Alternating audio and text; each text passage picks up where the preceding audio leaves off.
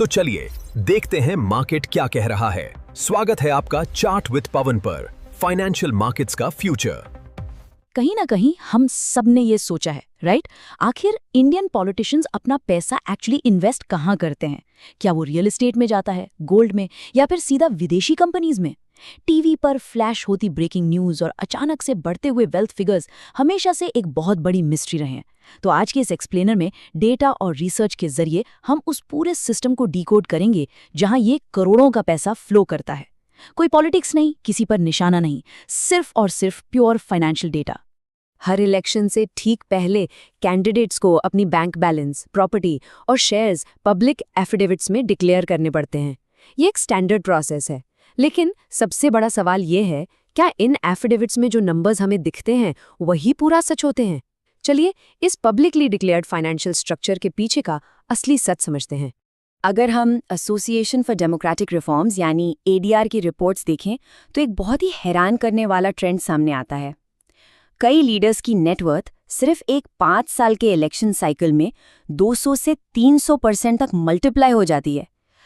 एक single term में करोड़पति से मल्टी करोड़पति का सफर। लेकिन आखिर ये रैपिड कंपाउंडिंग किस एसेट क्लास से आती है? तो चलिए स्टार्ट करते हैं एसेट क्लास नंबर 1 से, real estate, the biggest wealth generator. Indian political ecosystem का सबसे डोमिनेंट और फेवरेट इन्वेस्टमेंट हमेशा से रियल एस्टेट ही रहा है। पर क्यों? देखिए, जमीन की वैल्यू लगातार बढ़ती है और ट्रेडिशनली यहाँ कैश ट्रांजैक्शंस काफी आसान रहे हैं। लेकिन इसका सबसे बड़ा एडवांटेज सिस्टम के अंदर होने से मिलता है। पॉलिटिकल कनेक्शंस की वजह से फ्यूचर हाईवेज, एयरपोर्ट्स या बड़े इंफ्रास्ट्रक्चर प्रोजेक्ट्स की एडवांस नॉलेज मिल सकती है। और जब ऐसा होता है तो एक आम सी जमीन की वैल्यू फ्यूचर ग्रोथ के हिसाब से रातों रात स्काई रॉकेट कर जाती है। लेकिन एक सिंपल सा रूल है, जहां हाई रिवॉर्ड है वहां हाई रिस्क भी होता है।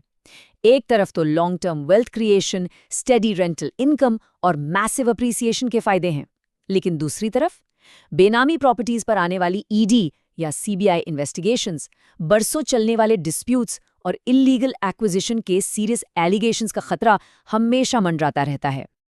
अब आते हैं एसेट क्लास नंबर 2 पर, प्रेशियस मेटल्स, सेफ हेवन्स और गोल्डन हेजेस। यहाँ बात सिर्फ तिजोरियों में बंद फिजिकल गोल्ड की नहीं हो रही है। इन्वेस्टमेंट्स अब काफी सोफिस्टिकेटेड हो चुके हैं। वेल्थ का एक बड़ा हिस्सा अब ज्वेलरी बिजनेसेस और सॉवरन गोल्ड बॉन्ड्स की तरफ मूव होता है। ये स्पेसिफिकली इसलिए किया जाता है क्योंकि ये एसेट्स इन्फ्लेशन और इकोनॉमिक अनसर्टेनिटी के खिलाफ एक बहुत ही सॉलिड फाइनेंशियल शील्ड की तरह काम करते हैं। Next up, asset class number 3, equities, stocks, funds और स्टार्टअप्स। शेयर मार्केट और स्टार्टअप्स में इन्वेस्टमेंट के साथ एक बहुत बड़ा सिस्टेमिक कंसर्न सामने आता है, कॉन्फ्लिक्ट ऑफ इंटरेस्ट। अब इस बारे में सोचिए, क्या होता है जब पॉलिसीज और रूल्स बनाने वाले लोग खुद उन्हीं स्पेसिफिक बिजनेस सेक्टर्स में हेविली इन्वेस्ट करते हैं जिन्हें वो रेगुलेट कर रहे हैं? यही एग्जैक्ट वजह है कि इन इन्वेस्टमेंट्स में ट्रांसपेरेंसी का होना बेहद बेहद जरूरी है। Moving on to asset class number 4, business empires, जैसे कंस्ट्रक्शन, माइनिंग और मीडिया। ये पूरा कैपिटल फ्लो का प्रोसेस काफी स्ट्रक्चर्ड होता है। बेसिकली स्टेप 1 में हैवी इंडस्ट्री सेक्टर्स से मैसिव कैश जनरेट होता है। फिर स्टेप 2 में इस कैश को मैनेज करने के लिए लीगल होल्डिंग स्ट्रक्चर्स या शेल कंपनीज बनाई जाती हैं। ये ऐसी कंपनीज होती हैं जिनका जमीन पर कोई रियल बिजनेस नहीं होता, सिर्फ पेपर्स पर एग्जिस्ट करती हैं। और फाइनली स्टेप 3, इन फंड्स को अलग अलग प्राइवेट या लिस्टेड कंपनीज के कॉम्प्लेक्स नेटवर्क में एग्रेसिवली राउट कर दिया जाता है। और अब एसेट क्लास नंबर 5, जो सबसे ज्यादा चर्चा में रहता है, फॉरेन कनेक्शंस, ऑफशोर वेल्थ। यहाँ एक क्लियर लाइन ड्रॉ करना बहुत जरूरी है। देखिए, हर फॉरेन इन्वेस्टमेंट इल्लीगल या गलत नहीं होती। ओवरसीज बिजनेसेस, इंटरनेशनल प्रॉपर्टीज या एनआरआई फैमिली स्ट्रक्चर्स पूरी तरह से लीगल हो सकते हैं। रेड फ्लैग तब उठता है जब अनडिस्क्लोज्ड एसेट्स, टैक्स इवेजन या मनी लॉन्ड्रिंग की बात सामने आती है, जिसके तुरंत बाद फेडरल एजेंसीज की स्ट्रिक्ट इन्वेस्टिगेशंस शुरू हो जाती हैं। आगे बढ़ते हैं, the data deep dive, registry value versus market value. Public affidavits और इलेक्शन कमीशन फाइलिंग्स पर एक्सपर्ट्स का कंसेंसस बिल्कुल क्लियर है।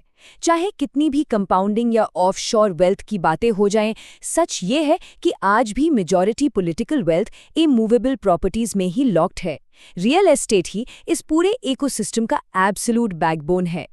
और यहाँ एक बहुत ही पर्सिस्टेंट और कंट्रोवर्शियल डिबेट चालू होती है। होता क्या है कि एक प्रॉपर्टी की डिक्लेयर्ड रजिस्ट्री वैल्यू जानबूझकर काफी लो दिखाई जाती है, जबकि एक्चुअल मार्केट में उसकी वैल्यू एक्सपोनेंशियली हायर होती है। रजिस्ट्री और मार्केट वैल्यू के बीच का यही वो मैसिव गैप है जहां पर सबसे ज्यादा एक्चुअल वेल्थ पार्क की जाती है। अब थोड़ी बात करते हैं द इलेक्शन मशीन की, कैंपेन्स और कैश पावर। ग्राउंड वर्कर्स और बड़ी बड़ी रैली से भरे इलेक्शन कैंपेन्स बेहद एक्सपेंसिव होते हैं, जहां हिस्टोरिकली कैश का ही डोमिनेंस रहा है। लेकिन इस सब के बीच एक रियलिटी चेक भी जरूरी है। वेल्थ का मतलब ऑटोमेटिकली करप्शन नहीं होता। कई candidates actually highly successful corporate backgrounds, बड़े फार्मिंग एस्टेट्स या टॉप टियर लीगल प्रैक्टिस से आते हैं, जहां उन्होंने पूरे लीगल तरीके से अपनी वेल्थ क्रिएट की होती है। तो इन सब से हम क्या सीख सकते हैं? Lessons for everyone, building wealth systematically. इन सभी हाई नेटवर्थ पोर्टफोलियो से एक यूनिवर्सली प्रूवन फाइनेंशियल ट्रूथ निकल कर आता है। असली वेल्थ सिर्फ एक फिक्स्ड मंथली सैलरी से कभी नहीं बनती। वो बनती है उन एसेट्स को होल्ड करने से जो समय के साथ अप्रिशिएट होते हैं और एक लगातार कैश फ्लो जनरेट करते हैं। अगर हम इन पैटर्न्स को ऑब्जर्व करें तो कुछ क्लियर वेल्थ बिल्डिंग रूल्स दिखते हैं। पहला, real estate long term generational wealth build करता है। दूसरा, गोल्ड बुरे इकोनॉमिक वक्त में एक प्रोटेक्शन देता है। तीसरा, बिजनेसेस और इक्विटी से रिटर्न्स तेजी से कंपाउंड होते हैं। और आखिरी और सबसे इंपॉर्टेंट पॉइंट, किसी एक एसेट पर डिपेंड ना रहकर कैपिटल को डाइवर्सिफाई करना मैंडेटरी है। पर्सनल फाइनेंस तो ठीक है, लेकिन एक सिस्टम लेवल पर ट्रांसपेरेंसी, सही डॉक्यूमेंटेशन और इन एसेट्स का पब्लिक डिस्क्लोजर होना बेहद जरूरी है। अकाउंटेबिलिटी और प्योर ट्रांसपेरेंसी ही आखिर में एक हेल्दी और स्ट्रॉन्ग डेमोक्रेसी की सबसे बड़ी नींव होती है। तो इन सभी इन्वेस्टमेंट स्ट्रक्चर्स और स्ट्रैटेजीज को समझने के बाद आपके हिसाब से सबसे पावरफुल वेल्थ जनरेटर आखिर कौन सा एसेट क्लास है? डेटा, सिस्टम और वेल्थ के इस इंटरसेक्शन पर हमारा आज का ये विश्लेषण यहीं खत्म होता है। उम्मीद है इस एक्सप्लेनर ने आपको एसेट्स और इकोनॉमी को देखने का एक बिल्कुल नया पर्सपेक्टिव दिया होगा।